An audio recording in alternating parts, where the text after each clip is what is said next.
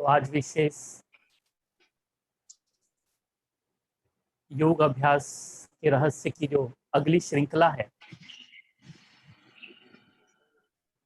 उस पर हम विचार करेंगे। तो योग अभ्यास के जो रहस्य हैं और रहस्य इसलिए भी कहा जाता है क्योंकि कई ऐसी बातें हैं जो हम नॉर्मल वे में नहीं कह सकते हैं, तो उनकी गहराई होती है। और जहां तक योग का विषय है इस पर काफी कंफ्यूजन भी है और काफी क्वेश्चंस भी हैं। तो स्टेप बाय स्टेप इसे समझना जरूरी है, समझकर उसका अभ्यास करना भी जरूरी है। ऐसा ही एक कंफ्यूजन का विषय जो आम ब्राह्मणों में इस वक्त प्रचलित है या जनरली प्रचलित होता है वो है बीज रूप स्थिति। तो कई ब्राह्मण बीके भाई बहने हमसे पूछते हैं और बार बार पूछते हैं, क्योंकि जब वो अव्यक्तवाणी को रिफर करते हैं या मुरलियों को पढ़ते हैं तो बीज रूप स्थिति इसका वर्णन बार बार आता है और कई बार बहुत बार पढ़ते भी हैं तो कंफ्यूज भी हो जाते हैं कि आखिर इसका अर्थ किससे पूछें, किसको इसका पता हो। तो आज इसीलिए इस मुद्दे पर हम विचार करेंगे, योग अभ्यास के रहस्य आज के इस भाग में कि बीज रूप की स्थिति क्या होती है। तो बाबा ने कई अव्यक्त वाणियों में इसकी चर्चा की है।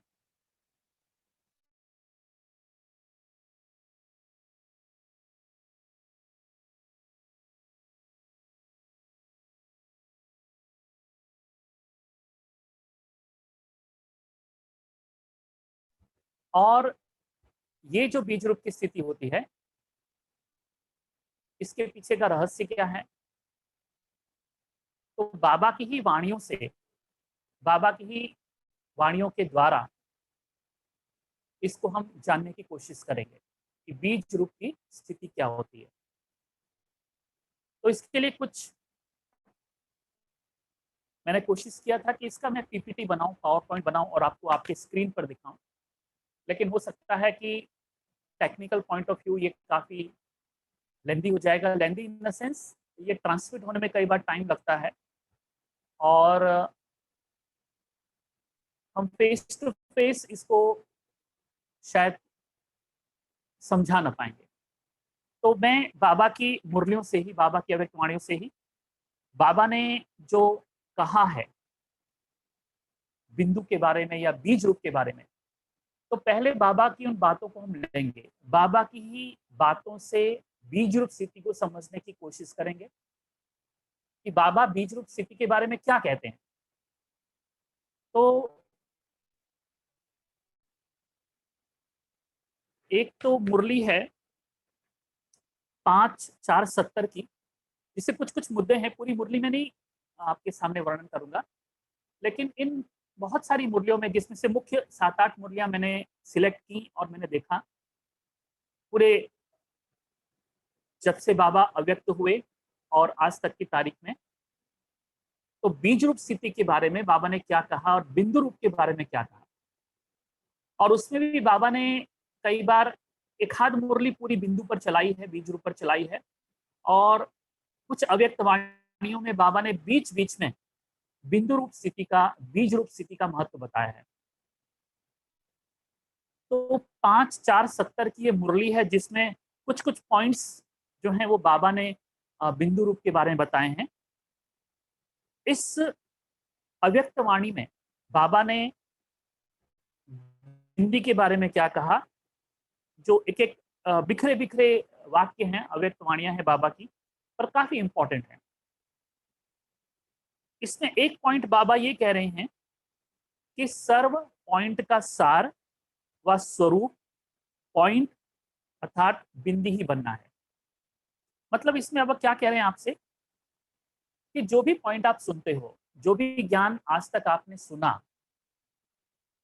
जो भी ज्ञान आप सुन रहे हो, इसका अंतिम लक्ष्य क्या है, मतलब इसका अल्टीमेट गोल क्या है। तो इस एक महावाक्य में बाबा की बात क्लियर हो जाती है कि सर्व पॉइंट, तो यहाँ पॉइंट, ये जो पॉइंट है इसका मतलब जो भी ज्ञान के पॉइंट्स हैं, जो भी ज्ञान की बातें हैं, उसका सार क्या है, पॉइंट बनना, पॉइंट बिंदी बनना, ये उसका सार है।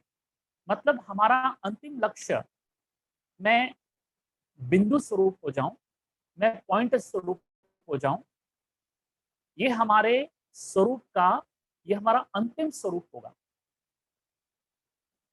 अगर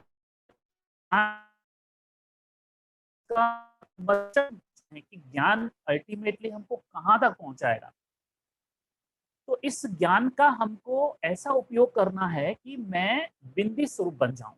ये उसका निष्कर्ष है, ये उसका निचोड़ कह लो आप, ठीक है। दूसरा एक महावाक्य इस मुरली में बाबा ने कहा, बीज रूप स्थिति में स्थित होने का अर्थात अपने विस्तार को समाने का। कौन सा, बाबा ने ऐसा शुरू किया कि अब क्या पुरुषार्थ करना है। ये 5-4-70 की अव्यक्तवाणी है, और इसमें बाबा एक सेंटेंस ये भी कहते हैं कि अब क्या पुरुषार्थ करना है, ठीक है। उस पर बाबा ने कहा, बीज स्वरूप स्थिति में स्थित होने का अर्थात अपने विस्तार को सामने का। यहाँ से मैं अब बीज रूप स्थिति के बारे में बाबा के ही मुख से निकले हुए महावाक्यों पर हम थोड़ा चिंतन करेंगे। अर्थात यहां से बाबा ने आगे सेंटेंस क्या कहा, विस्तार को समाने का, विस्तार को समाना। अब ये विस्तार को समाना क्या होता है, ये आगे की मुरली में बाबा ने कहा। पर एक बात आप खाली अपने भीतर में रखना कि बीज रूप स्थिति माना क्या, अपने विस्तार को समाना।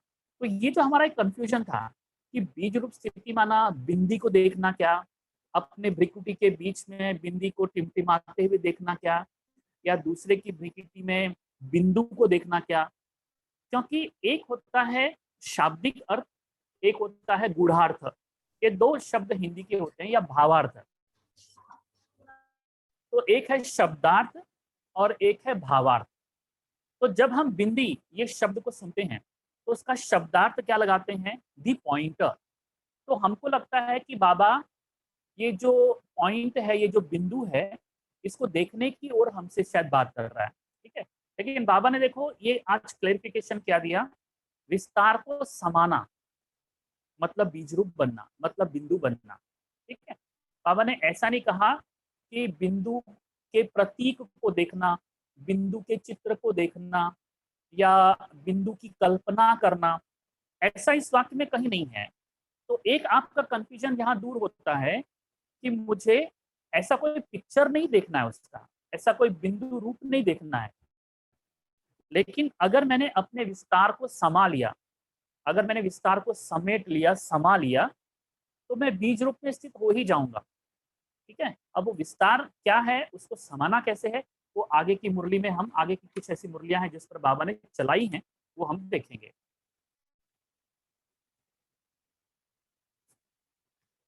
फिर इसके बाद एक मुरली आती है जिसमें बाबा ने, ये 24-7-70 की मुरली है, और इसका टाइटल ही है, बिंदु रूप की स्थिति सहज कैसे बने।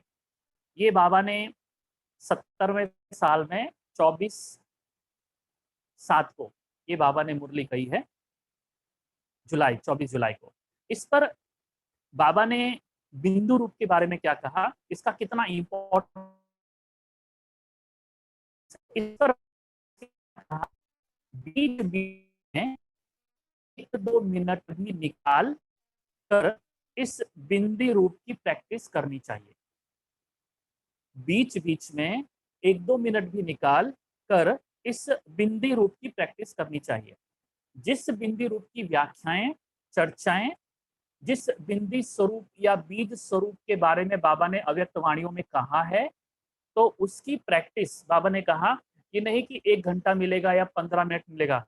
बाबा ने कहा 1 या 2 मिनट भी आपको मिल जाए तो भी आपको इसकी प्रैक्टिस करनी चाहिए। और एक वर्ड बाबा ने यूज किया, बीच बीच में। मतलब क्या हुआ, ऐसा नहीं कि हमने खाली अमृत वेला कर लिया, लेकिन बीच बीच में। तो एक दो मिनट तो हमको बहुत बार मिल सकता है, सारे दिन में एक दो मिनट तो हमको बहुत बार मिल सकता है, रात सोने तक भी मिल सकता है। तो ये एक दो मिनट को पकड़ करके बीच बीच में आपको इसका अभ्यास करना चाहिए, जो अभ्यास बाबा आपको बताएगा।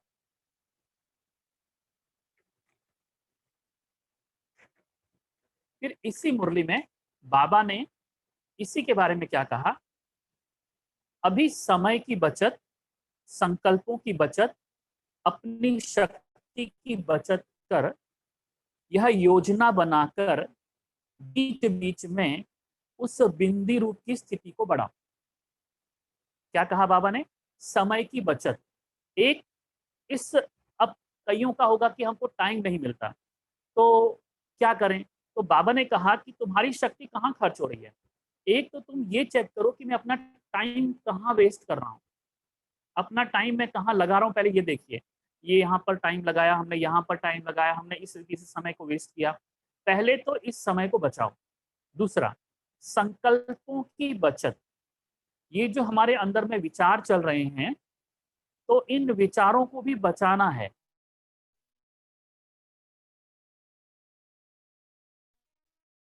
संकल्पों की बचत नहीं होगी। और फिर तीसरी बात, अपनी शक्ति की बचत। कई बार हम व्यर्थ कर्मों में अपनी मानसिक शक्तियां बहुत लगाते हैं, तो इसकी अपनी रूप की स्थिति को बढ़ाओ। तो क्या क्या बचाना है, समय, संकल्प और शक्ति।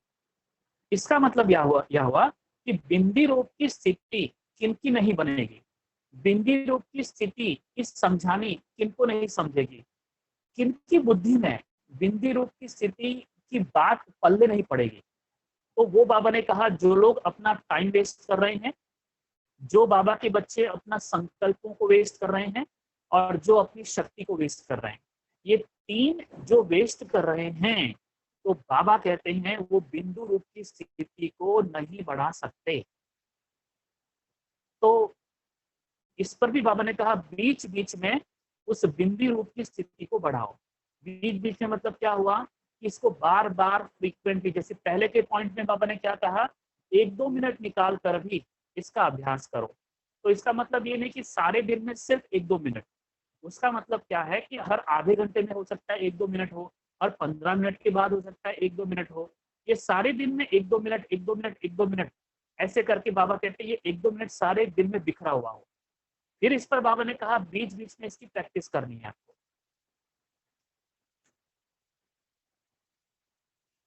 अब ये अगला है 11-11-81, ये मुरली है।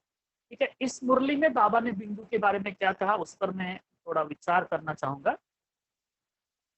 संकल्प, कर्म, संस्कार सब मर्ज, अर्थात बिंदी लगी हुई है। संकल्प, कर्म, संस्कार, ये तीन चीजें, संकल्प, कर्म, संस्कार सब मर्ज अर्थात बिंदी लगी हुई है। मतलब बीज रूप बनना, बिंदी बनना, मतलब क्या हुआ, बिंदी स्वरूप होना, मतलब क्या हुआ कि मेरे संकल्प, मेरे कर्म और मेरे संस्कार सब क्या हो गए हैं, मर्ज हो गए। मतलब मेरे संकल्प भी शांत हो गए हैं, और कर्म भी शांत हो गए हैं, और संस्कार सब मर्ज हैं।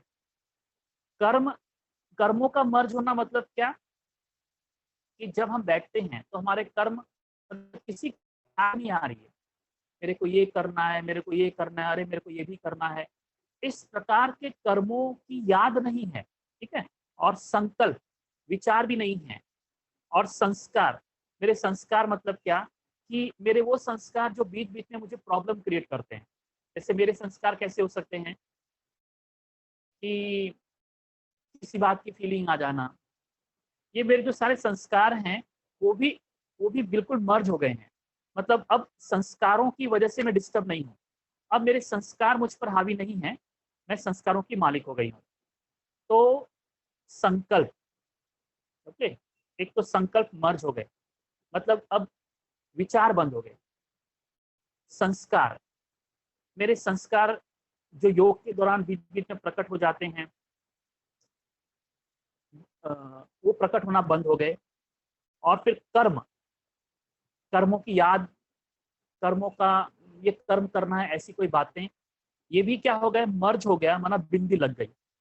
तो एक बाबा यहाँ पर, इसका मतलब ये हुआ बिंदु स्वरूप होना, मतलब संकल्प, कर्म और संस्कार, ये सब क्या हो गए, शांत हो गए। ये सब इतने शांत हो गए हैं, इतने शांत हो गए हैं कि अब वो इमर्ज नहीं हो रहे हैं योग के दौरान, आपको डिस्टर्ब नहीं कर रहे हैं। तब कहेंगे बिंदी लग गई। बिंदी लगना, ये शब्द जो है ना, बिंदी लगना, तो ये बिंदी लग गई। ये बिंदी लगना ही बिंदु बनना है, ध्यान में रखिएगा। बिंदी लगना ही बिंदु बनना है। अब ये बिंदु आप कैसे लगाएंगे, जैसे कहा संकल्प, कर्म और संस्कार। अब आपको ऐसी साधना करनी है, अब ऐसी प्रैक्टिस करनी है, मतलब आपका चिंतन किस पर चलेगा, मेरे संकल्पों को स्टॉप करना। तो क्या अब अगला प्रश्न आपका क्या उठेगा, मेरे संकल्प को मैं कैसे मर्ज करूं, या मेरे संकल्प शांत नहीं हो रहे हैं, मुझे बार बार कर्मों की याद आ जा रही है, और मेरे खुद के संस्कार हावी हो जा रहे हैं, मेरे संस्कार बार बार प्रकट हो जा रहे हैं। ये जो भी संस्कार है मेरे प्रैक्टिकल लाइफ में, ये इन संस्कारों के कारण मुझे समझ में आ रहा है कि ये संस्कार की वजह से मैं डिस्टर्ब हो रहा हूँ, डिप्रेशन में आ रहा हूँ, फीलिंग में आ रहा हूँ, बुझा बुझा महसूस कर रहा हूँ। पर अब ये संस्कारों का मेरे ऊपर प्रभाव पड़ना बंद हो गया है। फिर है कर्म मर्ज हो गए। कर्म मर्ज हो गए कि कर्म तो मैं कर रहा हूँ, लेकिन कर्मों का जो प्रभाव है वो मुझ पर अब नहीं पड़ना मेरे प्रैक्टिकल लाइफ में। और जो मेरे संकल्प चलते हैं, संकल्प भी अब मिनिमाइज हो गए हैं। इसका आपको बिंदी लग चुकी है, आपने बिंदी लगा दी है, आपको ऐसा पुरुषार्थ करना है। समझ में आई बात। तो बिंदी लगना माना बिंदु होना, और बिंदु होना या बीज रूप होना ये एक ही बात है। क्यों, क्योंकि बीज माना सब कुछ, जैसे पूरा झाड़ उसमें समाया हुआ हो, तो ऐसे ही मेरे संकल्प, मेरे कर्म और मेरे संस्कार, ये सब उसमें समाये हुए हैं। मतलब उसका उसका प्रभाव मुझ पर नहीं पड़ रहा है। अगला एक वाक्य बाबा ने इन्हीं अव्यक्तवाणी में कहा है, बीज से इतना सारा वृक्ष विस्तार को पाता, लेकिन विस्तार के बाद समाता किसमें है, बीज अर्थात बिंदु में। बीज से इतना सारा वृक्ष विस्तार को पाता, लेकिन विस्तार के बाद समाता किसमें है, बीज अर्थात बिंदु में। अब देखिए, बीज से सारा झाड़ प्रकट होता है, ओके। फिर उसमें से बीज प्रकट होता है, तो उस बीज में सारा झाड़ समाया हुआ होता है। तो ऐसे ही मुझे भी क्या करना है, जो मेरा विस्तार है उस विस्तार को बीज में समा देना है। अब विस्तार मतलब क्या, जैसे मैंने अभी पहले भी कहा था, विस्तार की चर्चा बाबा ने अगली मूर्तियों में, आगे की अव्यक्तवाणियों में की है, जो मैं आपको बताऊंगा, क्लियर करूंगा कि बाबा विस्तार शब्द किसको कहता है, क्योंकि हम बाबा की वाणियों से ही बिंदु रूप को समझने की कोशिश कर रहे हैं। बीज अर्थात बिंदु में, बीज अर्थात बिंदु। तो अब आपका यहाँ पर एक कंफ्यूजन क्या समाप्त होता है कि बिंदु रूप कहो या बीज रूप कहो, वो एक ही है। अब इसमें कंफ्यूज मत होना, क्योंकि कईयों ने मुझसे सवाल पूछे कि भाई जी बीज रूप और बिंदु रूप, इन दोनों में अंतर क्या है। तो मैं बाबा की अव्यक्त वाणियों को लेकर ही आपको समझा रहा हूँ कि बीज रूप और बिंदु रूप ये दोनों अलग नहीं है, ये एक ही है। क्योंकि यहाँ पर बाबा का देखो सेंटेंस क्या आ रहा है, बीज से इतना सारा वृक्ष विस्तार को पाता, लेकिन विस्तार के बाद समाता किसमें है, बीज अर्थात बिंदु में।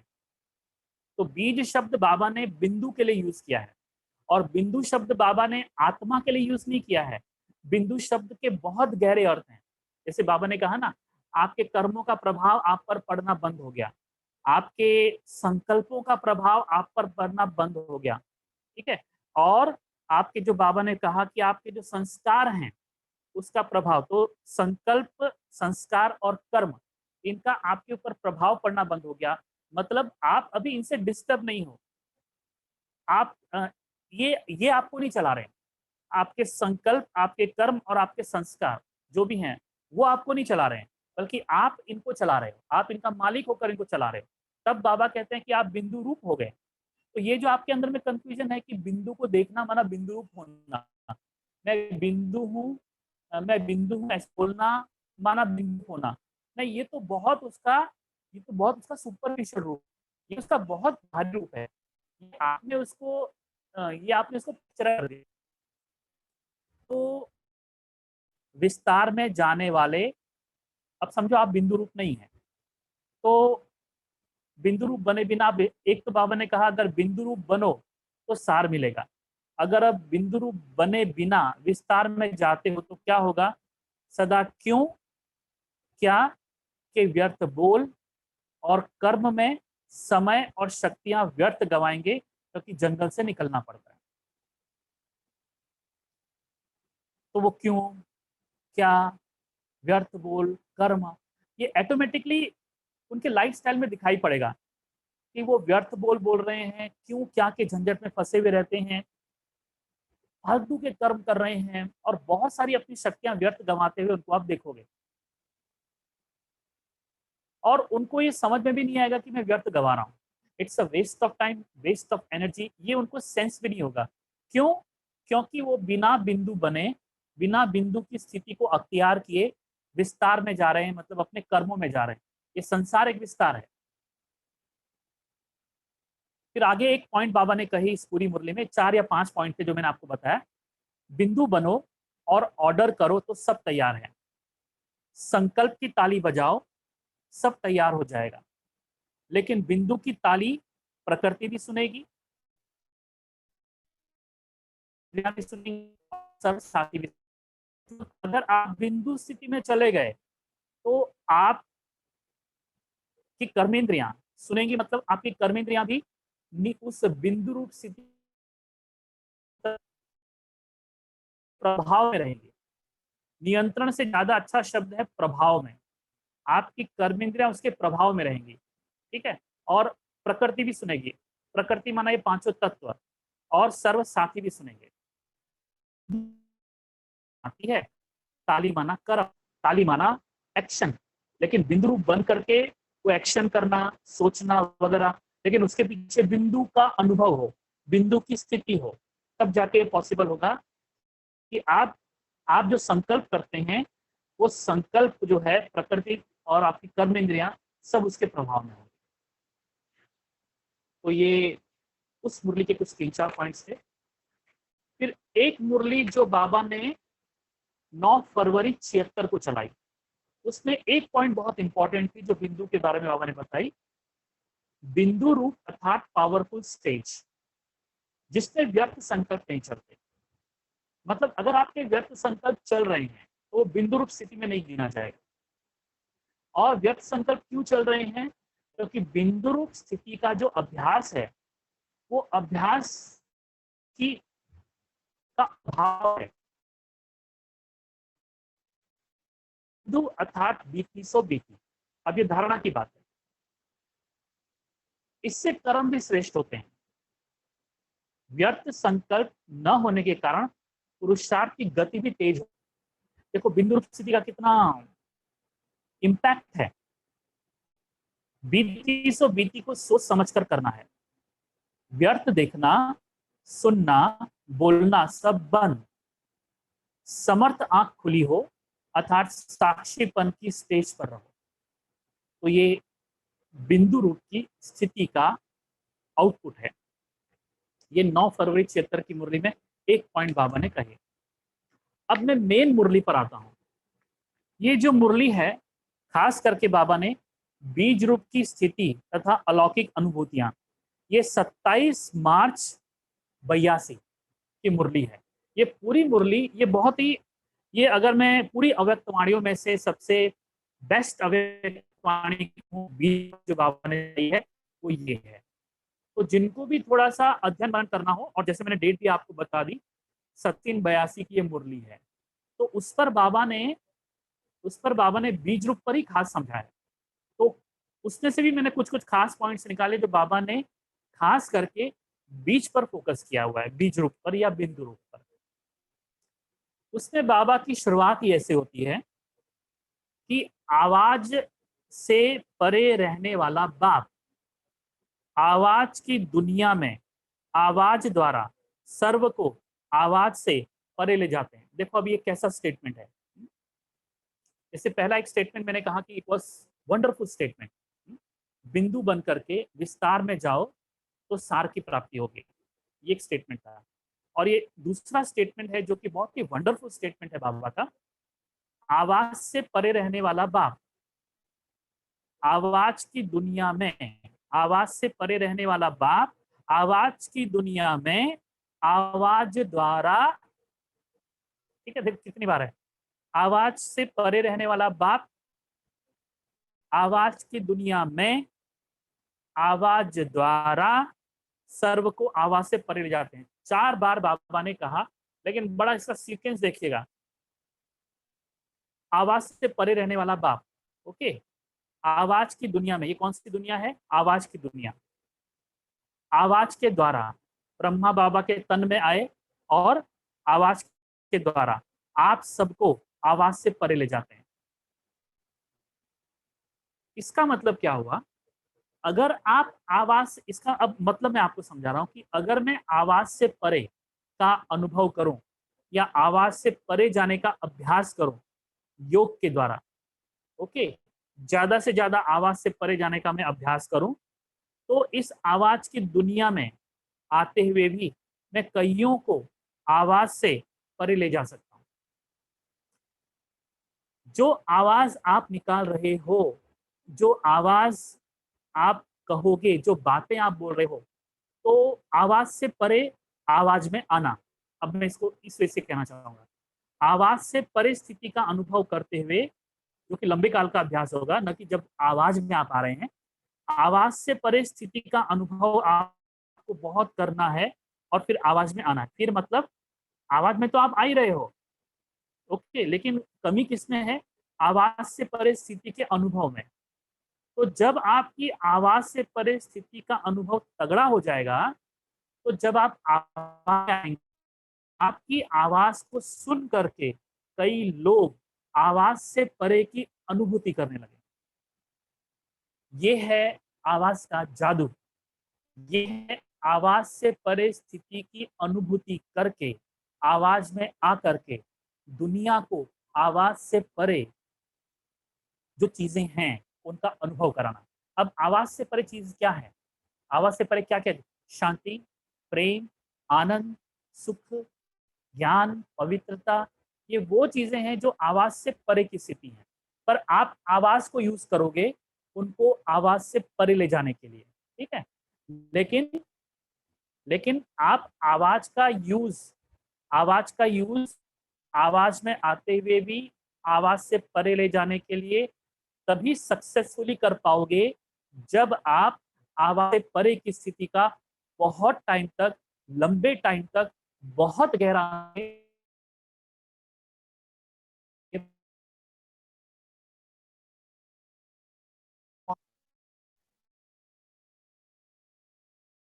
जाने के लिए बिंदु बनना पड़ेगा। यानी अगर मुझे बाबा के साथ जाना है तो मुझे बिंदु बनना पड़ेगा। ये जो आवाज से परे की स्थिति की बात बाबा ने कही है ना, ये भी बिंदु की स्टेज है।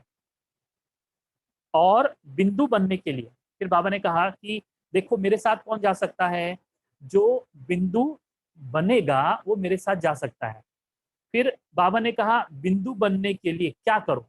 बिंदु बनने के लिए क्या करें? बिंदु बनने के लिए सर्व प्रकार के बिखरे हुए विस्तार, अर्थात अनेक अब मैं विस्तार, जो मैंने आपसे कहा ना बाबा ने विस्तार की चर्चा की है, अब मैं उस मुद्दे पर आ रहा हूं कि विस्तार बाबा ने किसको कहा?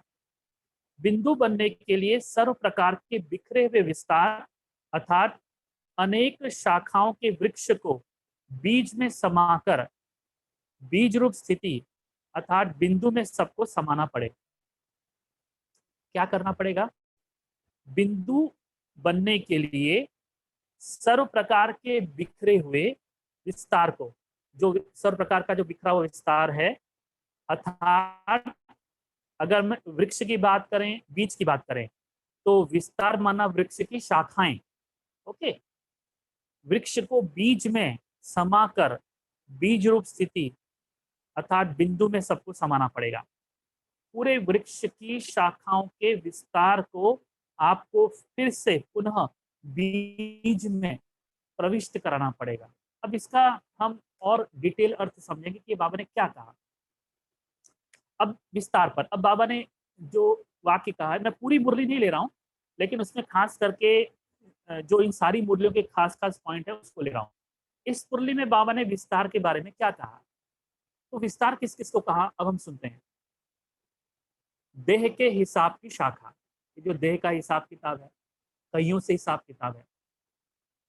देह के संबंधों की शाखा, एक तो संबंधों की शाखा, देह का हिसाब कर्म भोग है, देह के भोगना है। देह के संबंधों की शाखा है, हमारे कई संबंधी हैं, उनसे हमारा कनेक्शन होता है। देह के भिन्न भिन्न पदार्थों में बंधनी, देह के भिन्न भिन्न पदार्थ, वस्तुएं, चीजें, इनमें हम बंधे हुए होते हैं। ये सब शाखाओं की चर्चा कर रहे हैं ना। भक्ति मार्ग और गुरुओं के बंधनों की शाखाएं अभी भक्ति मार्ग की हैं। तो भिन्न भिन्न प्रकार के विकर्मों के बंधनों की शाखाएं, कई मैं जो विकर्म कर रहा हूं वो विकर्म भी शाखाएं बन जाती हैं। कर्म भोग की शाखाएं, तो कितना विस्तार हो गया, ये सब विस्तार है, ये सब शाखाएं हैं। अब इनको बाबा ने जब शाखाएं कहा, माना ये विस्तार है। अब इसको विस्तार मतलब हमारी बुद्धि इसमें दौड़ती है, और जब बुद्धि इसमें दौड़ती है, जैसे ना, इस विस्तार में सार को नहीं पकड़ पाती है, क्योंकि बिंदु रूप नहीं है। बिंदु रूप न होने से ये सारे विस्तार हैं, और ये विस्तार हमको डिस्टर्ब करते हैं। इन विस्तारों में हम पूरी तरह निराश, हताश, डिस्टर्ब हो जाते हैं। जैसे कहा, देह के हिसाब, एक शाखा देह का हिसाब, दूसरी शाखा देह के संबंध, अगली शाखा देह के भिन्न भिन्न पदार्थों में लगाव, फिर बंधनी आत्मा बनना, भक्ति मार्ग के गुरुओं और बंधनों की शाखा, फिर भिन्न भिन्न प्रकार के विकर्मों की शाखा, कर्म भोग की शाखा। ये शाखाएं हैं जिसमें मेरी बुद्धि जो है जब जाती है, तो मैं भीतर में मेरा मानसिक संतुलन खो देता हूं। इसलिए उसको बाबा ने विस्तार कहा। अब बाबा ने क्या कहा, पहले एक सेंटेंस जो मैंने कहा था कि एक बहुत ब्यूटीफुल सेंटेंस था कि बिंदु बन करके विस्तार में जाओगे तो सार को पकड़ोगे, और बिंदु रूप की स्थिति में आपके हर कर्म सार युक्त, योग युक्त और युक्ति युक्त होंगे। लेकिन ऐसा नहीं हो रहा है, तो ये शाखाएं जो हैं और विस्तार को पाती रहेंगी, तो बीज की स्थिति खत्म हो जाएगी। अब इन सारे विस्तार को बिंदु रूप बन बिंदु लगा रहे हो। अब ये सारे विस्तार को मुझे बिंदु रूप बन करके बिंदी लगाना है। बिंदी लगाना है माना स्टॉप करना है, ठीक है। अब अगेन यहाँ पर आपका कंफ्यूजन दूर होना चाहिए। बिंदी माना बिंदु नहीं, बिंदी माना बिंदु माना टिकली नहीं, टिकली माना आत्मा पॉइंट को देखते रहना, ऐसा नहीं है। तो ये बिंदु बनने की बात हो रही है, बिंदु देखने की बात नहीं हो रही है।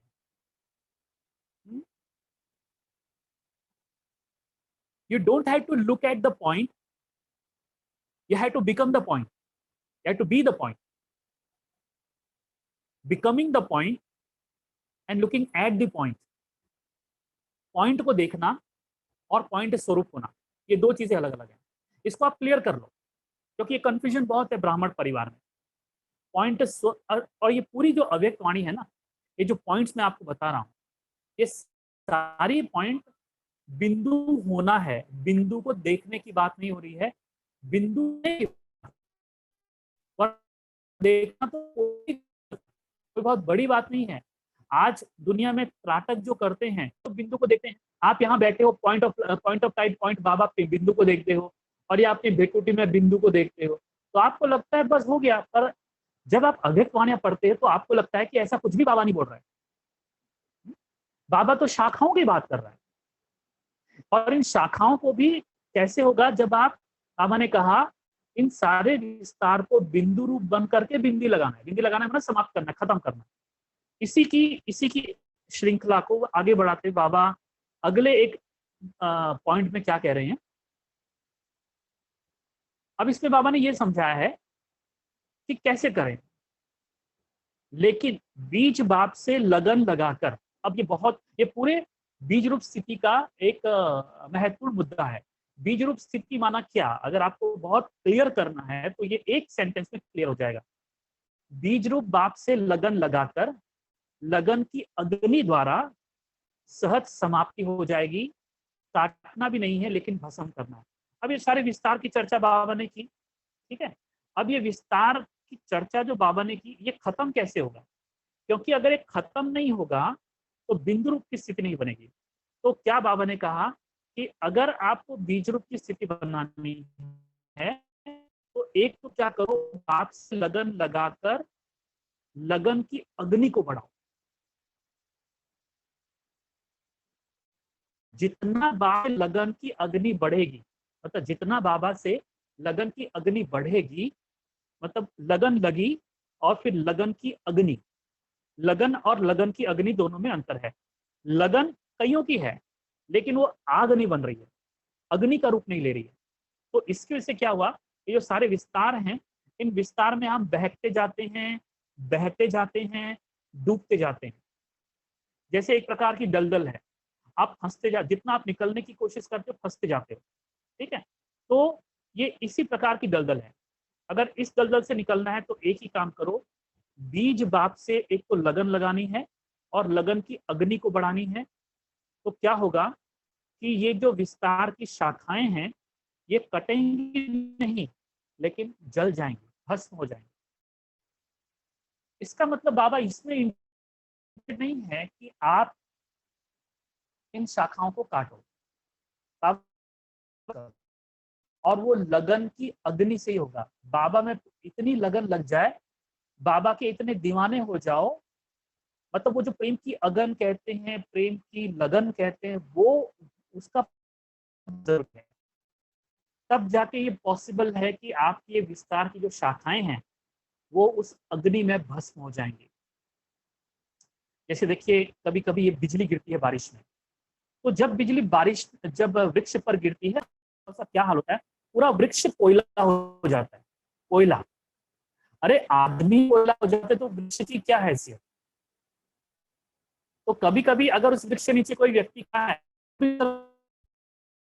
बिजली की करंट होती है।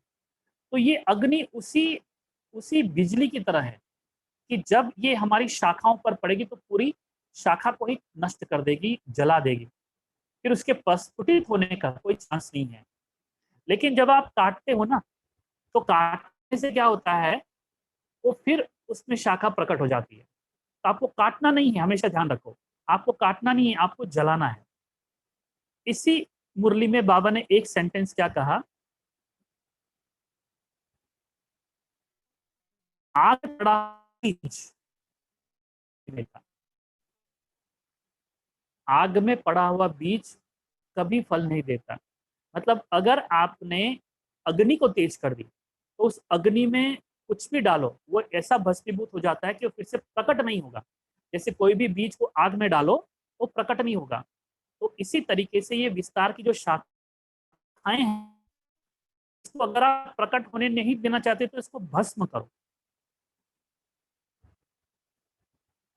तो इस हिसाब किताब के विस्तार रूपी वृक्ष को लगन की अग्नि में समाप्त,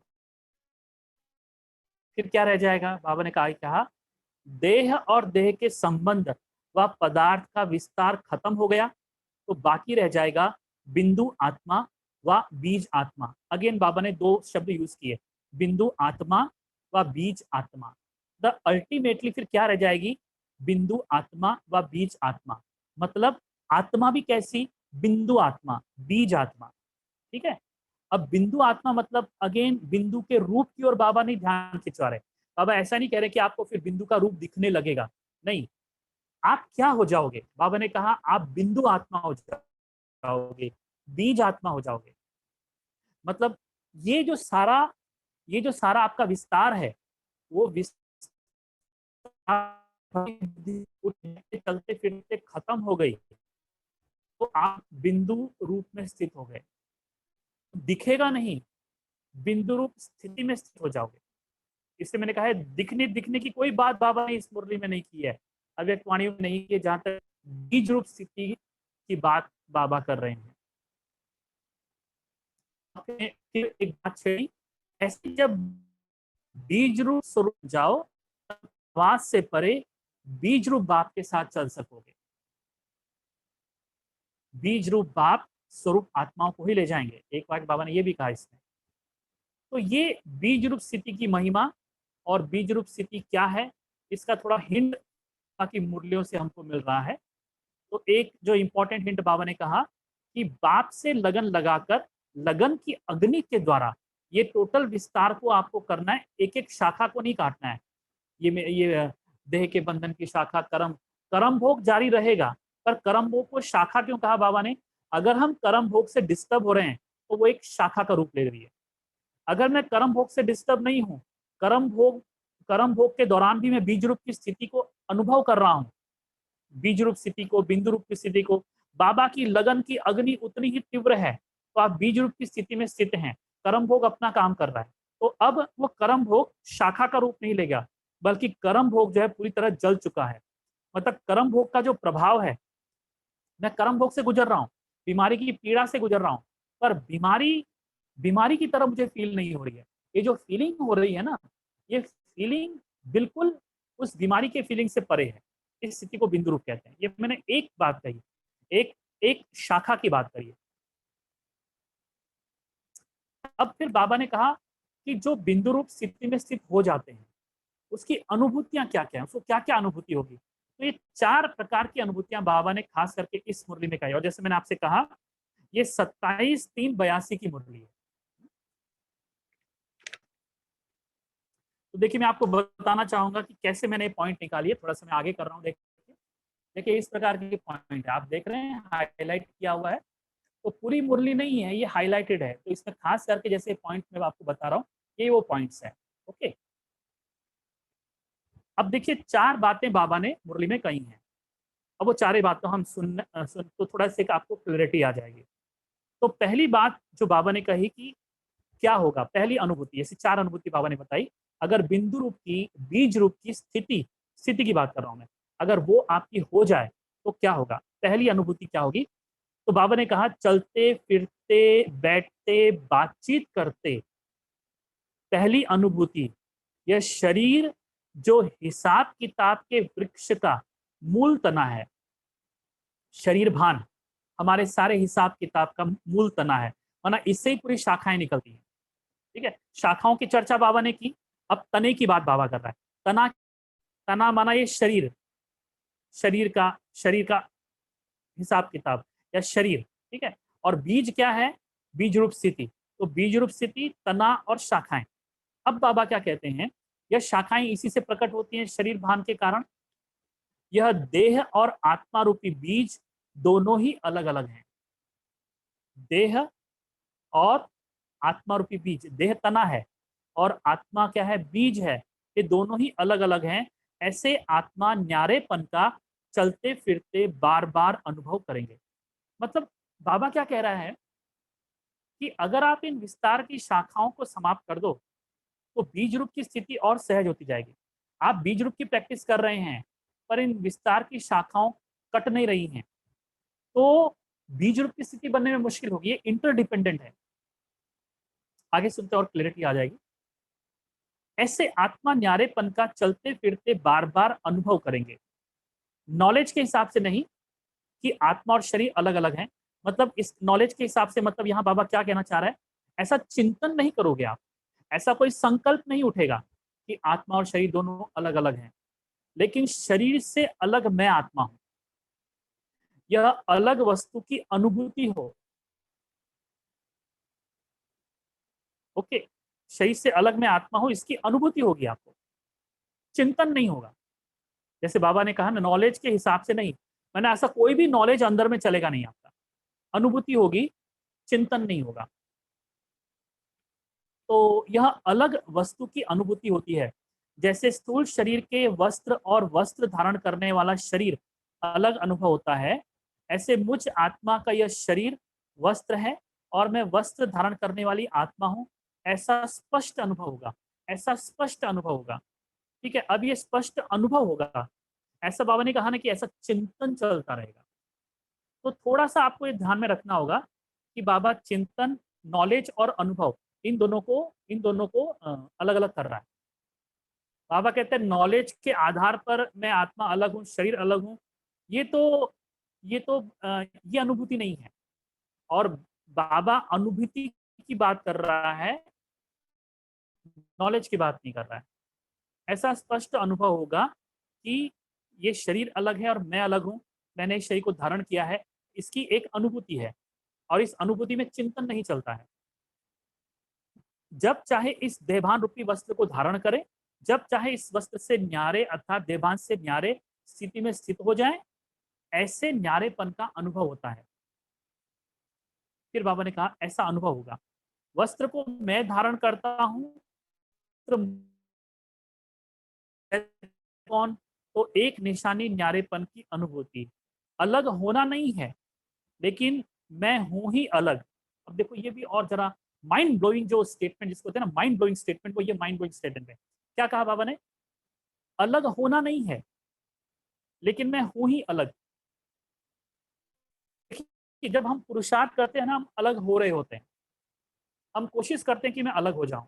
और एक है कि मैं अलग होने की कोई प्रैक्टिस नहीं कर रहा हूं, मैं अलग ही हूं, मैं हूं ही अलग। ऐसा बोलने की भी जरूरत नहीं, पर उसी अनुभूति के साथ में सारे कर्म कर, मैं अलग होने की अनुभूति के साथ ही वो सारे कर्म कर रहा हूँ। मुझे एफर्ट पुटअप नहीं करना पड़ रहा है। जब ये वो स्थिति है, ये बिंदु रूप की स्थिति से, बिंदु रूप की स्थिति की अगर आप गहराई में जाओ तो ये पहली अनुभूति न्यारेपन की आपको होगी। ठीक है। अच्छा, फिर दूसरी निशानी की बात बाबा ने की। जैसे भक्तों को व आत्मज्ञानियों को व कोई कोई परमात्मा ज्ञानियों के दिव्य दृष्टि द्वारा ज्योति बिंदु आत्मा का साक्षात्कार होता है, तो साक्षात्कार अल्पकाल की चीज है। अब यहाँ आपका एक कंफ्यूजन दूर होगा, साक्षात्कार और साक्षात स्वरूप। कुछ लोगों का कंफ्यूजन था कि what is the difference between साक्षात्कार और साक्षात स्वरूप।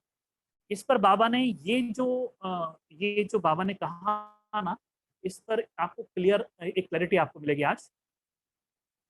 आत्मा का साक्षात्कार होता है तो साक्षात्कार अल्पकाल की चीज है। साक्षात्कार कोई अपने अभ्यास का फल नहीं है। राइट। देखो इसके बारे में, साक्षात्कार आपकी प्रैक्टिस से नहीं होगा। आप साक्षात्कार के लिए बैठे हैं, मैं बहुत प्रैक्टिस कर रहा हूं, नहीं। बाबा कहते हैं इसका कोई पुरुषार्थ नहीं है कि मेरे को साक्षात्कार हो। यह तो ड्रामा में पाठ व वरदान है। ये कोई आपके भक्ति मार्ग के कर्मों का प्रभाव है या किसी और, ये ड्रामा अनुसार आपको होता है या नहीं होता है, ये ड्रामा को वरदान है। पर ज्ञान का कोई पुरुष से आपको ये साक्षात्कार हो,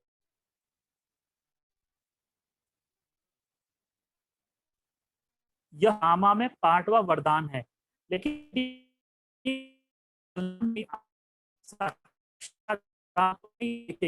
इन बुद्धि योग द्वारा सदा स्वयं को साक्षात ज्योति आत्मा अनुभव करेगी। सुना? देखो बाबा कहते हैं आत्मा का साक्षात्कार मतलब पॉइंट ऑफ लाइट है, ब्राइट पॉइंट ऑफ लाइट और चमक रहा है भ्रिकुटी के बीच में, ऐसा देखना एक अलग चीज है। ठीक है, मेरे को सामने वाले की भ्रिकुटी में आत्मा दिखाई पड़ा, ऐसा ये देखना मतलब आत्मा साक्षात्कार। और दूसरा है बुद्धियों द्वारा स्वयं को साक्षात ज्योतिंदो आत्मा करना, ये अलग है। ठीक है। लेकिन मैं बिंदु हूं इसका आपको अनुभव होगा, चित्र नहीं बनेगा, अनुभव होगा। अब ये थोड़ा समझने में थोड़ा मुश्किल जाएगा हमको कि जब मुझे अनुभव होगा तो मुझे बिंदु नहीं दिखाई पड़ेगा। जब मुझे अनुभव होगा तो बिंदु नहीं दिखाई पड़ेगा, लेकिन मैं बिंदु हो जाऊंगा। और जो बिंदु की सारी व्याख्याएं बाबा ने अभी की, तो बिंदु होना और बिंदु दिखना, बिंदु दिख रहा है माना साक्षात्कार, और बिंदु नहीं दिख रहा है लेकिन मैं बिंदु का अनुभव कर रहा हूं। बिंदु का अनुभव मतलब जैसे सब कुछ समा गया है, आई एम डेड साइलेंस। मैं सब कुछ देख रहा हूं लेकिन I am in dead silence, और इस डेड साइलेंस में सब कुछ हो रहा है लेकिन उससे कोई प्रभाव नहीं पड़ रहा है। इस टाइप की थोड़ी बहुत जो स्थिति है, इसको हम बीज रूप कहेंगे, उसकी अनुभूति। साक्षात स्वरूप बनना सदाकाल है और साक्षात्कार अल्पकाल है। इसलिए अगर कोई पीछे साक्षात्कार के पीछे पड़ा हो तो आज ये संकल्प छोड़ के जाना, आज छोड़ दो ये संकल्प कि मेरे को कोई बाबा साक्षात्कार करावे। लेकिन वह अनुभव द्वारा साक्षात रूप की स्थिति में स्थित रहेगी। अनुभव द्वारा साक्षात रूप की स्थिति में स्थित होगी। रूप नहीं दिखेगा, उसकी एक स्थिति है। जहां साक्षात स्वरूप होगा वहां साक्षात्कार की आवश्यकता नहीं है।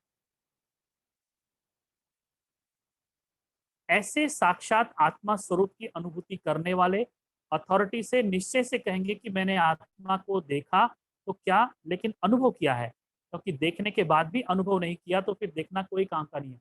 कईयों को आत्मा दिखाई पड़ी है, आज भी ब्राह्मण परिवार में कईयों को चमकती हुई आत्मा दिखाई पड़ी। कई मुझसे पूछते भी हैं, भाई जी हमको आत्मा दिखाई पड़ी, फलाने के पॉइंट ऑफ लाइट दिखाई पड़ा, और वो बहुत खुश हो रहे होते हैं। हम कहते हैं ये लॉलीपॉप्स है, इससे कुछ भी फायदा आपको नहीं होगा। क्योंकि आप बिंदु रूप स्थिति इसको इसको बिंदु रूप का साक्षात्कार हुआ है आपको। आप इसमें बिंदु नहीं बने हो, आपका इसमें कुछ भी लाभ नहीं हुआ है, इसको कुछ भी प्रॉफिट नहीं हुआ है। लेकिन नुकसान ये हो सकता है कि आप उसी को बिंदु रूप समझ लो और ये भी मान लो कि मेरे को साक्षात्कार हुआ तो मतलब मैं बाबा का अनन्य बच्चा हूँ या मैंने कुछ बहुत बड़ा पुण्य काम किया है। तो इस अकड़ में नहीं आ जाना, हो गया नहीं हो गया, पर उससे बहुत खुश नहीं हो जाना। इसलिए साक्षात का जो भी दिखता दिखता कुछ है ना आपको, ये दिखा वो दिखा वो दिखा, इसके बहुत पीछे नहीं पड़ना। ये जस्ट छोटे मोटे वीडियोज हैं जो आपको दिख जाते हैं, इससे ज्यादा इसकी कोई अहमियत नहीं है, इसका कोई इंपॉर्टेंस नहीं है। ये बाबा ने इस पैरा में क्लियर किया कि साक्षात्कार होना और साक्षात स्वरूप बनना, इन दोनों में जमीन आसमान का अंतर है।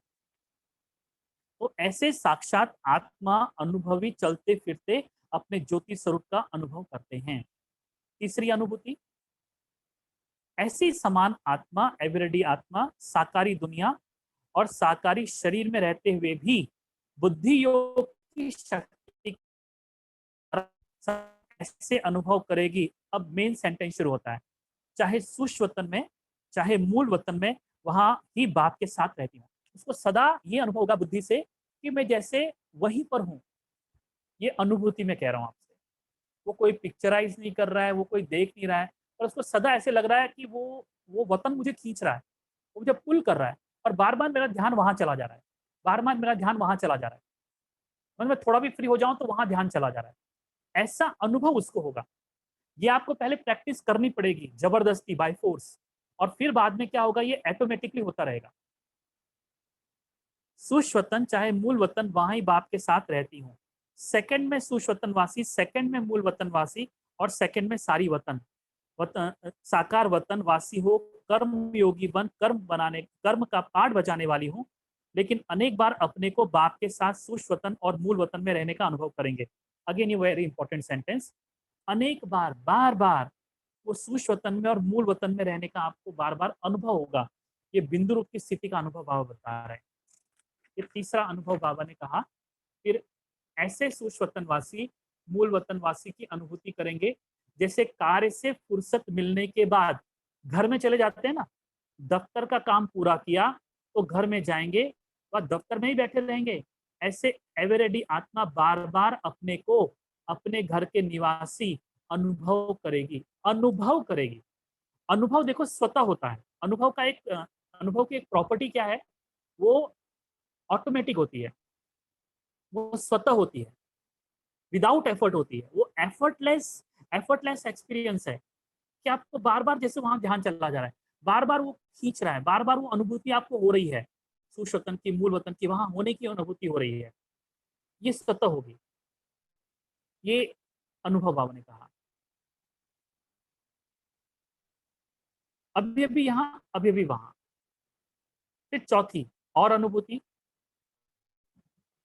ऐसी आत्मा बंधन मुक्त होने के कारण ऐसे अनुभव करेगी जैसे उड़ता पंछी। साइलेंस की शक्ति द्वारा स्वयं को विकारों की आकर्षण व प्रकृति की आकर्षण सबसे परे उड़ती हुई स्टेज अर्थात सदा डबल लाइट रूप अनुभव करेंगे। उड़ने की अनुभूति सब आकर्षण से परी ऊंची है, बंधनों से मुक्त। समान आत्मा को यह अनुभव ऐसा स्पष्ट होगा कि बाप के साथ चलते फिरते जा रहे हैं, उड़ रहे हैं, बाप भी बिंदु मैं भी बिंदु, दोनों साथ साथ जा रहे हैं। अनुभूति के नेत्र द्वारा देखना, दिव्य दृष्टि देखना, ये दोनों से ये देखने से भी स्पष्ट है। अनुभूति के नेत्र द्वारा देखना और दिव्य दृष्टि द्वारा देखना, इन दोनों में अंतर है, और दिव्य दृष्टि से देखना इससे भी ज्यादा अच्छा है अनुभूति के नेत्र द्वारा देखना। मतलब वो अपने आप को एक ऊंची स्थिति में अनुभव करेगी, मतलब पूरी दुनिया में होते हुए भी वो उसको ऐसा लगेगा कि बहुत ऊंची स्थिति में बाबा के साथ। तो ये कुछ बातें थी जो बाबा ने इन मुरलियों में की हैं। तो जैसे मैंने आपको बताया कि ये जो बिंदु रूप की स्थिति है ये कैसे बाबा ने कही है। थोड़ा सा आपको कॉम्प्लिकेटेड लगा होगा, थोड़ा सा आपको ऐसे लगा होगा कि थोड़ा सा मुश्किल है, ये डिफिकल्ट है। तो एक मुरली में बाबा ने इसका जवाब दिया, देखो बच्चे, पहले बच्चे अव्यक्त स्थिति, अव्यक्त स्थिति में फिर बाबा ने कहा बीज रूप की स्थिति और अव्यक्त स्थिति, इन दोनों में अंतर है। एक इन्हीं मुरली में बाबा ने एक सेंटेंस कहा है कि अव्यक्त स्थिति मतलब आपका ना व्यक्त भाव नहीं है। आप जो भी कर्म कर रहे हैं, जो भी एक्टिविटी कर रहे हैं, उसमें व्यक्त भाव नहीं है। मतलब आपका ध्यान अव्यक्त मतलब भीतर ही है, अंतर्मुखी हो, उसको बाबा ने अव्यक्त स्थिति कहा। फिर बाबा ने कहा जो बीज रूप की स्थिति है वो अव्यक्त स्थिति से भी ज्यादा टॉप लेवल की है।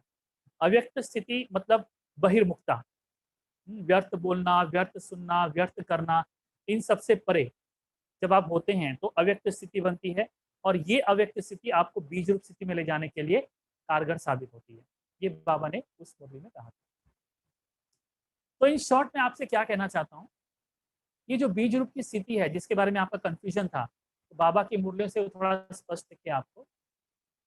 तो एक जो सेंटेंस बाबा ने कहा, लगन की अग्नि को तेज करो, मतलब बाबा के साथ आपका वो प्यार का अनुभव हो।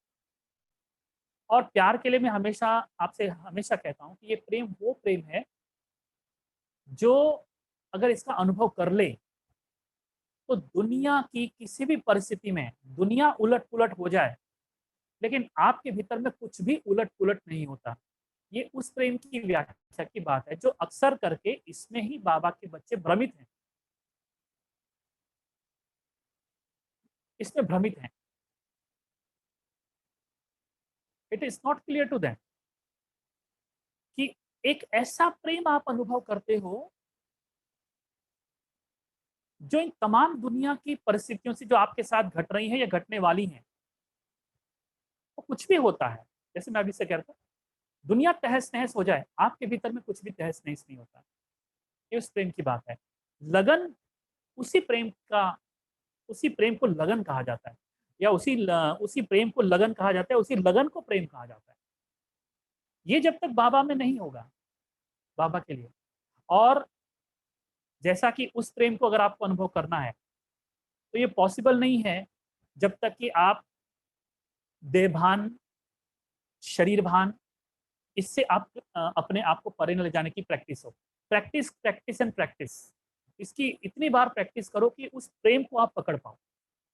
क्योंकि अगर आप अपने अपने उस प्रेम को अनुभव नहीं करते हो, आत्मा हो जाने के बाद का जो प्रेम अनुभव होता है, वो अगर आप अनुभव नहीं करते हो तो प्रेम की तो परमात्मा से जो प्रेम की लगन है, आपको ऐसा लगता है कि आपका बाबा से प्रेम है, पर आपके प्रेम में दुनिया का दुख है।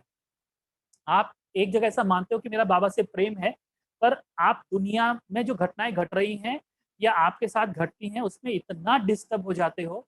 ये इस बात का संकेत है कि आप एक बहुत बड़े भ्रमजाल में हो, कि आपको बाबा से वही प्रेम हुआ है जो प्रेम आत्मा से कनेक्टेड है।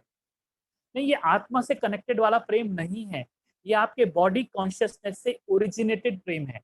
या आप पूरी तरह बॉडी कॉन्शियसनेस में आप बाबा से प्रेम कर रहे हो।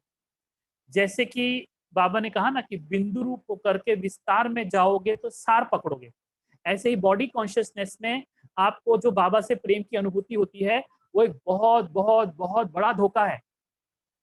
क्योंकि इस धोखा मैं इसके लिए कह रहा हूं क्योंकि इस प्रेम में जब आपके जीवन, इसलिए ये प्रेम आपका धोखा है। या आप इस प्रेम को धोखे का प्रेम है, ये प्रेम का धोखा है। ये सेकेंडरी स्टेज है। प्राइमरी स्टेज क्या है, मैं इतना आत्मा हो जाऊं, जिसको बाबा ने आज बिंदु स्टेज या बीज स्टेज कहा, इतनी बीज स्टेज में चले जाऊं कि मुझे उस प्रेम का अनुभव हो, प्रेम की अनुभूति हो। ये प्रेम की अनुभूति आपके सोल कॉन्शियसनेस वाली प्रेम की अनुभूति है। ये वो लव है जिसको सोल कॉन्शियसनेस में अचीव किया जाता है। सोल कॉन्शियस स्टेज में इस प्रेम को अनुभव करने की पात्रता, इस एबिलिटी आपको हासिल होती है। तो ये नहीं अनुभव करोगे तो बीज रूप की स्थिति आपके लिए इम्पॉसिबल है। इसलिए आपका आत्मा होने का जो अभ्यास है, जिसको बाबा ने बिंदु कहा, जिसको बाबा ने बीज रूप कहा, वो बहुत जरूरी है। तो एक है कि मैं आत्मा हूं, इसका अभ्यास करना, ठीक है। और एक अपने दुनिया में, जिसको बाबा ने डूज एंड डोंट्स कहा। तो डूज एंड डोंट्स क्या हैं, वो आपको हेल्प करेंगे। पर बहुत ज्यादा डूज एंड डोंट्स के पीछे पड़ने के अलावा आप एक काम करो कि आप डूइंग के बदले आप बीइंग में चले जाओ। मतलब आप आत्मा होने का अभ्यास कीजिए और बहुत ज्यादा दुनिया में ऐसा क्या करूं कि जिससे बीज रूप की स्थिति हो, इस तरफ ध्यान मत दो। आप ध्यान किस पर दो, बिंदु रूप होने की, बीज रूप होने की। तो बीज रूप होने के अभ्यास में ऑटोमेटिकली जो बाबा ने कहा विस्तार की जो शाखाएं हैं ना, वो जल के भस्म हो जाएंगे। तो एक मैं आत्मा हूं इसका अभ्यास। और जैसे मैंने आपसे कहा कि जो बाबा ने अगेन उसने कहा कि नॉलेज के आधार पर आत्मा होना ये अलग चीज है, क्योंकि वो नॉलेज ही है जो आपको ऐसा लगता है अनुभव है। आपको नॉलेज, आप नॉलेज जो रिपीट करते हो उसी को ही अनुभव समझने लगते हो। लेकिन बाबा ने कहा नॉलेज अलग है, अनुभव अलग है। जब नॉलेज समाप्त हो जाता है, नॉलेज को आप अभ्यास करते करते छोड़ देते हो, आपके दिमाग में आत्मा का नॉलेज निकल जाता है, तो जो स्थिति बनती है, तो बाबा कहते हैं क्या बचेगा, बीज बचेगा। जैसे बाबा ने कहा कि विस्तार खत्म हो गया तो शाखाएं जल गई, तना जल गया, तो क्या बचेगा, बीज बचेगा। तो ये वो बीज है जिसको बाबा ने आत्मा कहा। ठीक है। तो आइए अभी हम कुछ पलों के लिए, मतलब अल्टीमेटली जो आपको बहुत समय से हम अभ्यास करा रहे हैं आत्मा होने का, निर्संकल्प आत्मा होने का, भाई संकल्प को छोड़ देना है और केवल आत्मा को अनुभव करना है, उसको उसको अनुभव करने की ओर आपको अभ्यास करना है। यही अभ्यास आपका बीज रूप बनाएगा। तब आप पाओगे कि आपकी आपकी पूरी लाइफ जो है ना पॉइंट स्वरूप हो गई है। आपकी पूरी लाइफ पॉइंट हो गई है। Your life is full of, your life is a point now. You have become the point, now your life is the point. आपका, आपके अंदर का पॉइंट और आपके लाइफस्टाइल का पॉइंट दोनों मैच हो गया है। तो जैसे बाहर ने कहा, बाबा ने कहा लाइफ में पॉइंट होना मतलब बीती को बीती करना, ये पॉइंट है। तो वो पॉइंट का जो इफेक्ट है आपकी लाइफ में आएगा। लेकिन सबसे पहले पॉइंट मैं आत्मा हूं, इस पॉइंट को होल्ड करना है। यही वो बीज है जिसमें से सारे विस्तार प्रकट होते हैं। इसको अभी समाना है, मर्ज करना है। ठीक है। तो आइए फिर से हम आत्मा का अभ्यास करेंगे और इस आत्मा के अभ्यास को हम बार बार करते भी हैं, बार बार आपको कराया भी है। तो अभी हम इसकी प्रैक्टिस करते हैं।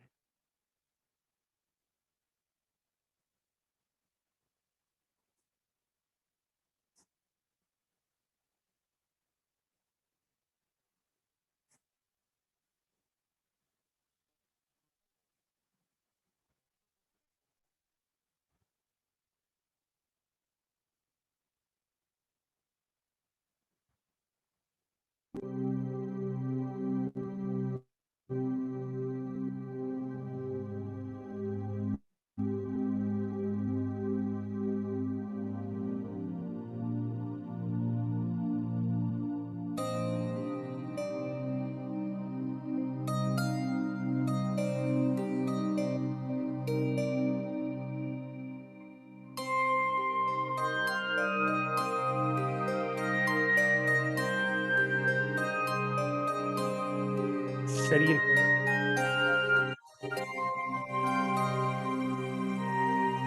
आराम से बिठा दीजिए।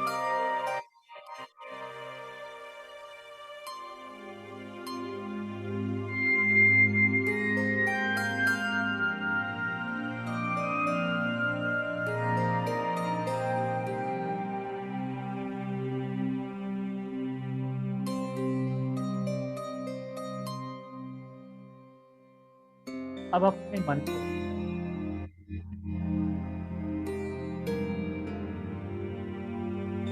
खुली आंखों के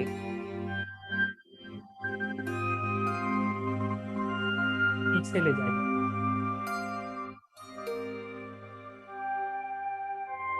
आंखें खुली रखिए।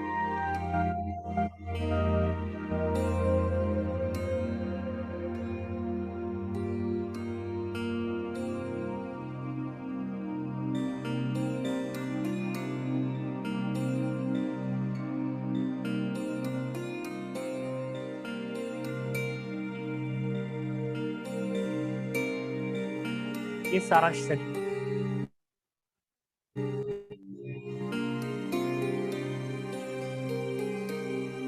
इस शरीर के अंदर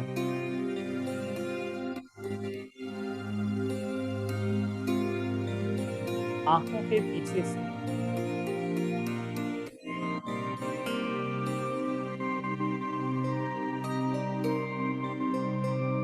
मैं देख रही हूं।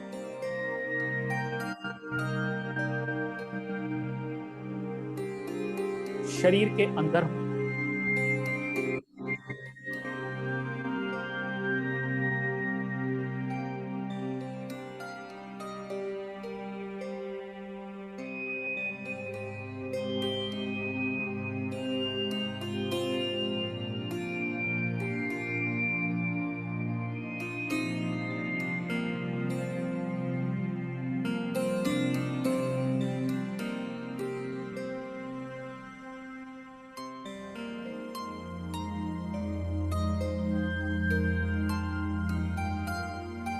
शरीर से अलग हूं।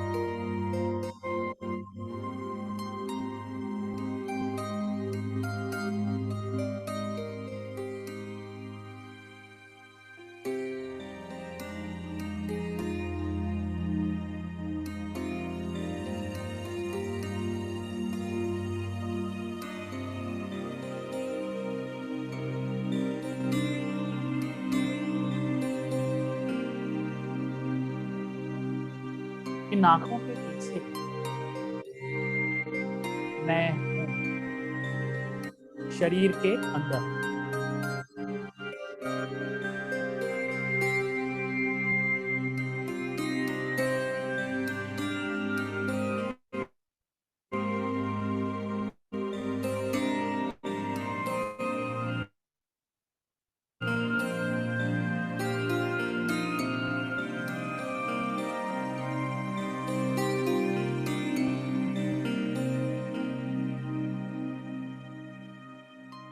आंखों को स्थिर रखिए।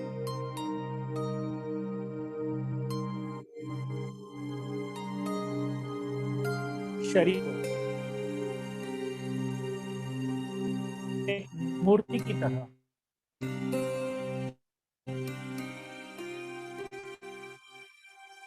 एक स्टैचू की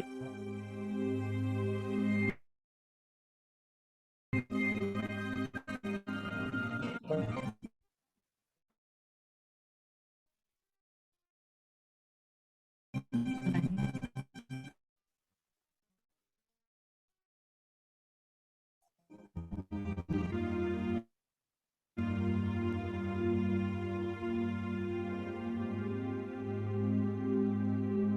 मैं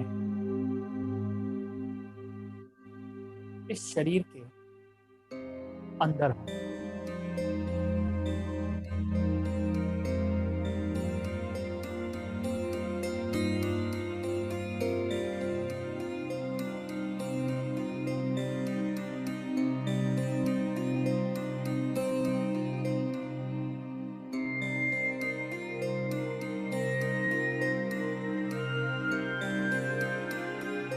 संकल्पों का कम से कम इस्तेमाल करें।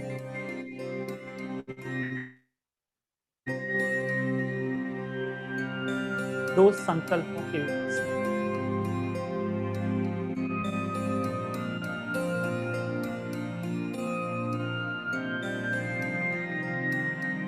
गैप रखें।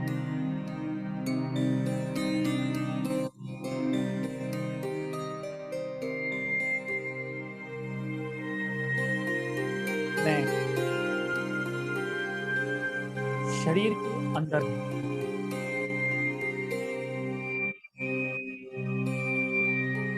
आंखें खुली हैं। शरीर बैठा हुआ है,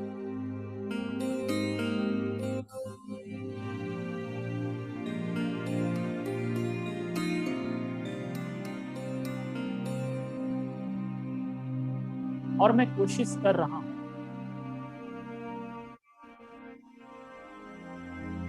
अपने आप को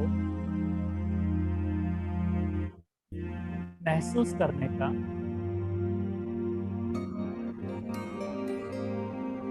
अपनी ऊर्जा को, शक्ति को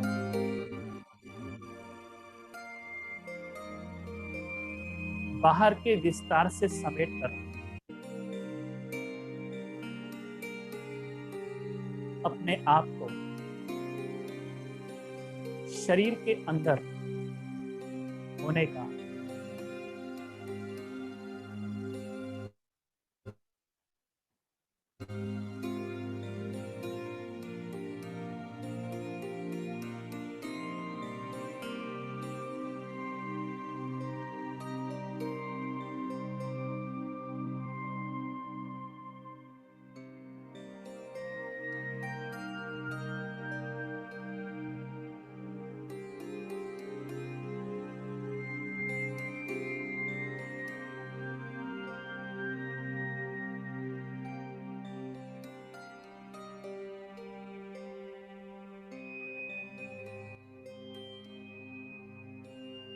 अपने ध्यान को बार बार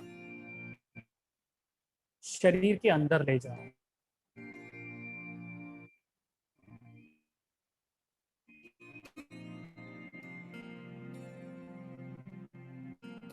अपने होश को बार बार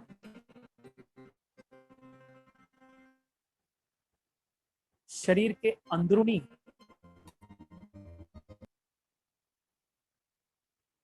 हिस्से पर ले जाओ।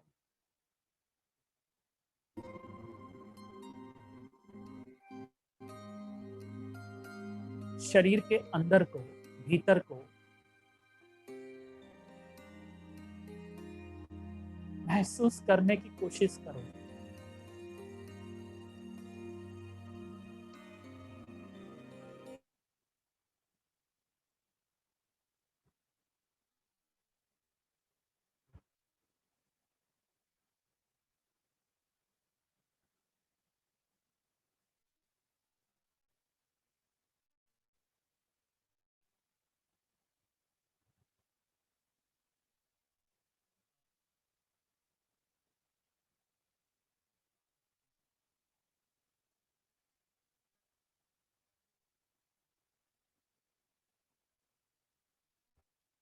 पूरे होशो हवास के साथ बैठो। ये होशो हवास ही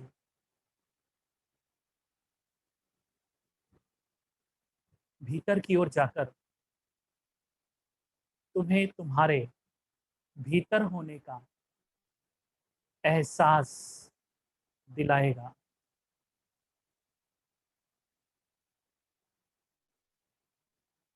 प्रतीक्षा और होश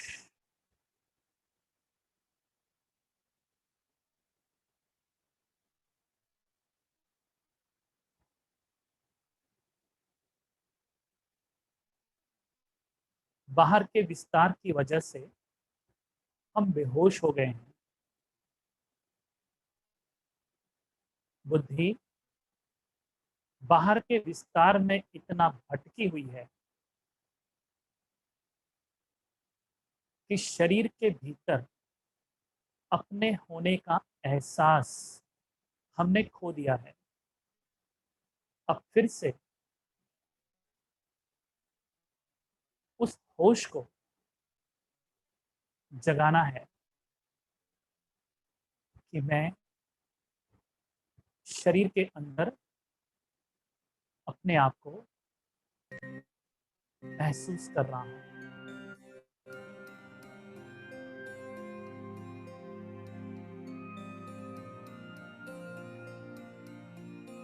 शरीर को बिल्कुल स्टॉप कर देने की कोशिश करो।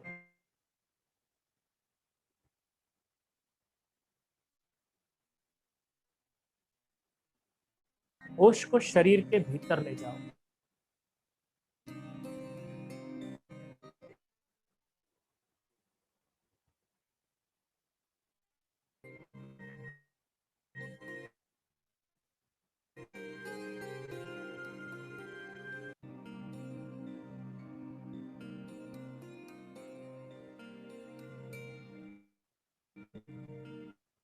शरीर के अंदरूनी जगत को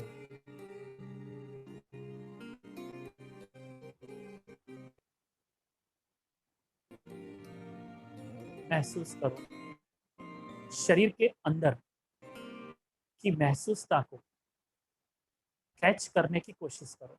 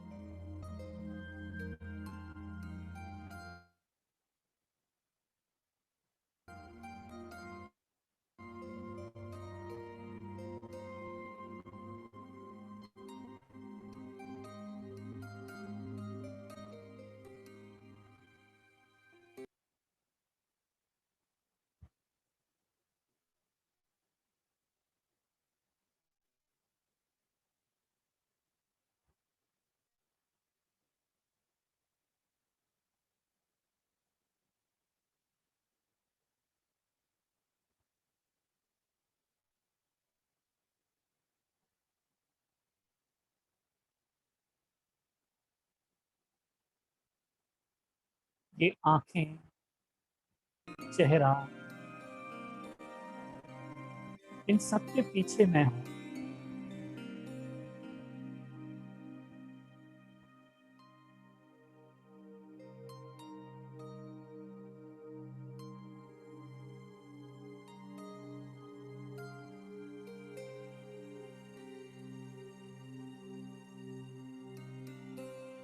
इन सब के पीछे से मैं झांक रहा हूं, सुन रहा हूं।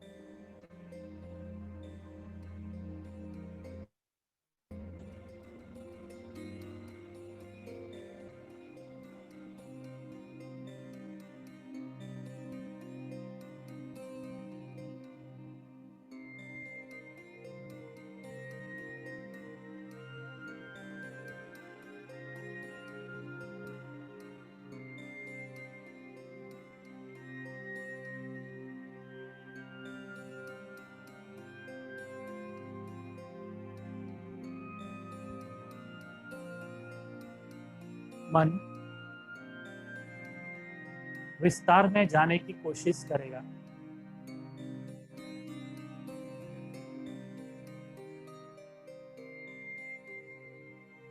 उसे शरीर के भीतर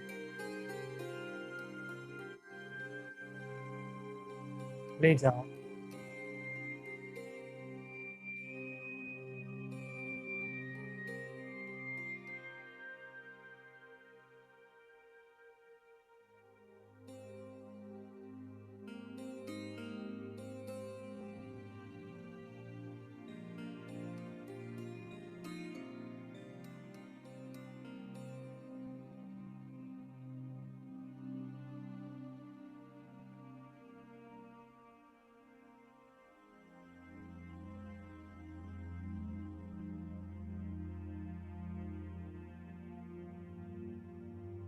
क्योंकि विस्तार की मात्रा हमारे जीवन में बहुत है,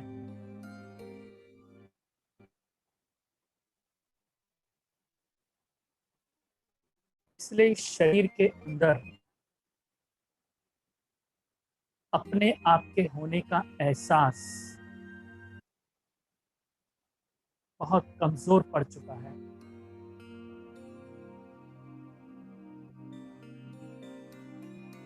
बार बार के अभ्यास से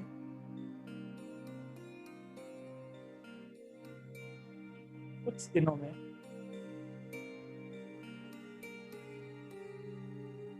आप अपने शरीर के भीतर महसूस करने लगेंगे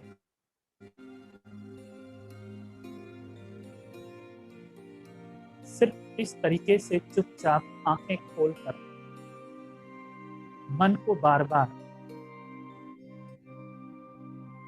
शरीर के अंदरूनी जगत पर, अनुभूति पर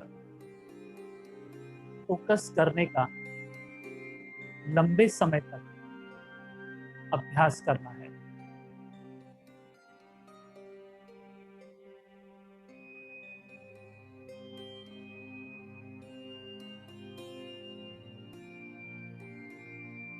रोज का अभ्यास, बार बार का अभ्यास, दिन में कई बार का अभ्यास,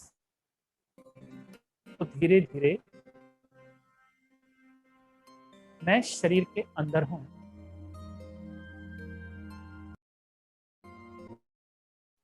स्पष्ट होंगे।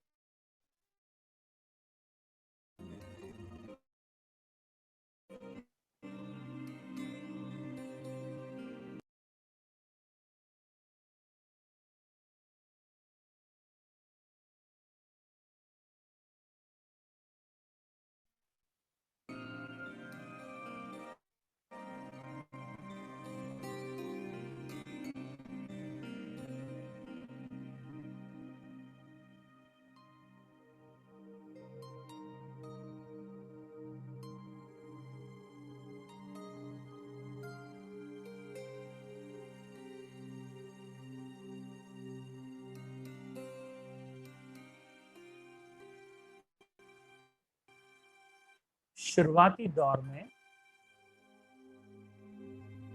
अपने आप को इस चेहरे के पीछे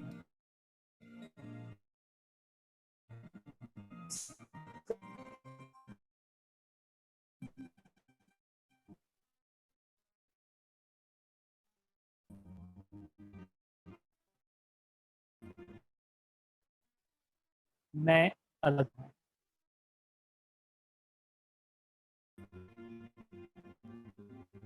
आपका शरीर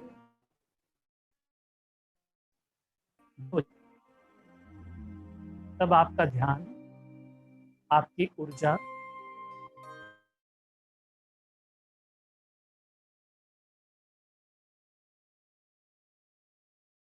आपका होश धीरे धीरे शरीर के अंदर शिफ्ट, रिक्त स्थान से कनेक्ट होने का अनुभव करेंगे।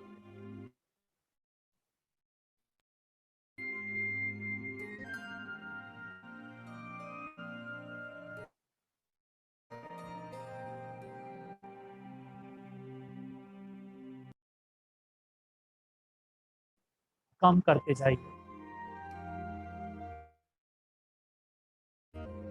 पहले अधिक से अधिक का उपयोग संग को कम कर, और फिर अंत में शून्य। शून्यता में अनुभूति स्पष्ट होगी।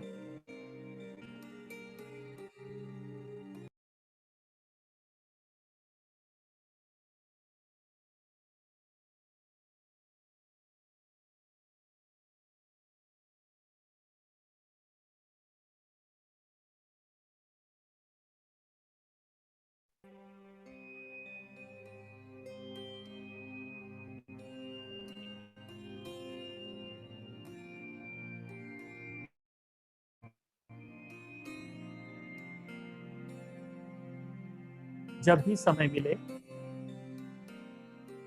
बीच बीच में शरीर के अंदर के जगत को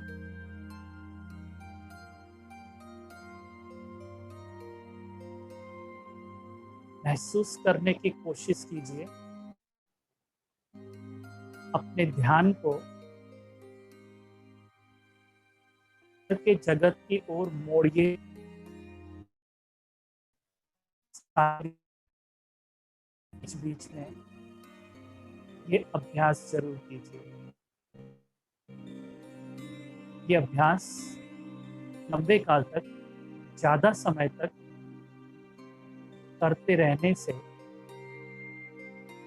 आपका पूरा जीवन और जीवन के लक्षण बिंदु रूप, बीज रूप होने लगेंगे।